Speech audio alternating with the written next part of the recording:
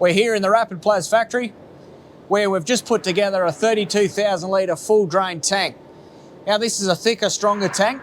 It's built to 1.5 SG or 1.5 specific gravity is what we call it. And this one's also fitted with a 4-inch outlet. So the tank is put on a stand. It's a fully galvanised, hot dipped galvanised frame. Comes in 4 pieces for easy transport and installation. Gets bolted together, a tank fully drains, and then we put a pipe underneath. In this case, it's 4 inches. This one's for fertiliser, used for wastewater, used for molasses, many applications.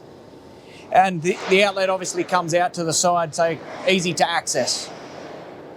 We can also do a number of fittings in tanks like these.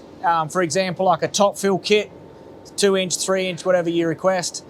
We weld the fittings on. It's all extrusion welded.